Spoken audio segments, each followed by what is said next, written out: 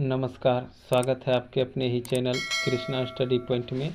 आज हम लेकर आए हैं समान विज्ञान का प्रश्न जो कि बहुत ही इम्पोर्टेंट है। किसी भी प्रतियोगिता परीक्षा में पूछे जाने की संभावना बनी रहती है। तो आइए प्रश्न नंबर 1 पढ़ते हैं। 1 में है जीव तथा जंतु का जनक। जीव तथा जंतु विज्ञान का जनक है तो कौन है? तो जीव जंतु का जनक तो अरस्तु है। अगला प्रश्न है जीव विज्ञान शब्द का प्रयोग सर्वप्रथम किया तो किसने किया था? तो एक लेमार्क किया था और एक ट्रेविनेस, जो कि लेमार्क फ्रांस के थे और ट्रेविनेस जर्मनी के थे।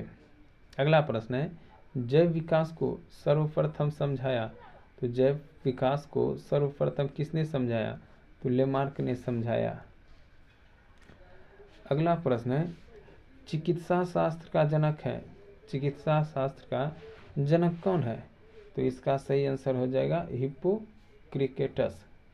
अगला प्रश्न है वनस्पति विज्ञान का जनक। वनस्पति विज्ञान का जनक कौन है? तो वनस्पति विज्ञान का जनक थियोफ्रेटस कहलाते हैं। और रसायन विज्ञान का जनक तो लेवोजियर। अगला प्रश्न है मानव का विकास इतिहास परंपराओं से संबंधित विषय कहलाता है। तो मानव का विकास इतिहास परंपराओं से संबंधित विषय एंथ्रोपोलॉजी कहलाता है। अगला प्रश्न है गैसों के विसरण के नियम का प्रतिपादक है। तो गैसों के विसरण के नियम का प्रतिपादक है ग्राहम। अगला प्रश्न हो जाएगा ग्रहों के गति के नियम का प्रतिपादन किया था। तो ग्रहों के गति का नियम प्रतिपादन किसने किया था? तो जॉन्स केप्लर ने किया था। अगला प्रश्न है E = mc², ये जो था समीकरण किसने दिया था? तो यह आइंस्टीन ने दिया था।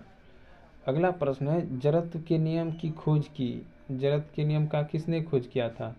तो गैलीलियो ने किया था। इसका आंसर हो जाएगा। अगला प्रश्न है गुरुत्वाकर्षण के नियम का प्रतिपादक है। तो गुरुत्वाकर्षण के प्रतिपादक कौन है? तो न्यूटन, जो कि न्यूटन ने 3 नियम दिया था। अगला प्रश्न है प्राकृतिक वर्ण सिद्धांत के प्रतिपादक है। तो इसका आंसर हो जाएगा डार्विन। अगला प्रश्न है उत्परिवर्तन का सिद्धांत दिया। उत्परिवर्तन का सिद्धांत किसने दिया? तो ह्यूगो डी व्रीज ने। अगला प्रश्न है नेचुरल सेलेक्शन का सिद्धांत दिया। तो किसने दिया? डार्विन ने। अगला प्रश्न है विकास के सिद्धांत के प्रतिपादक है। विकास के सिद्धांत का प्रतिपादक चार्ल्स डार्विन है। अनुवांशिकी के जनक कौन है? तो अनुवांशिकी के जनक ग्रेगरी जॉन मेडल। अगला प्रश्न है मेडल ने अपने प्रयोग के लिए चयन किया था। तो ये सभी को पता होगा, मेडल ने मटर के पौधे का चयन किया था प्रयोग के लिए। अगला प्रश्न है आनुवंशिकता के विज्ञान को आनुवंशिकी यानी जेनेटिक्स कहा था। किसने कहा था? तो W वाटसन ने। अगला प्रश्न है आनुवंशिकी उत्परिवर्तन होता है तो क्रोमोसोम में। अगला प्रश्न है सर्वप्रथम जीन शब्द का प्रयोग किया। तो जोहानसन ने जीन शब्द का प्रथम प्रयोग किया था। अगला प्रश्न है जीन अवस्थित होते हैं तो कहाँ होते हैं अवस्थित? गुणसूत्रों में अवस्थित होते हैं। अगला प्रश्न है एक जीन एक एंजाइम सिद्धांत को प्रतिपादक किया था। तो किसने किया था? बीडल एवं टेटम ने। अगला प्रश्न है खून का रंग लाल होता है। तो ये आप सभी को पता होगा, हीमोग्लोबिन के कारण खून का रंग लाल होता है।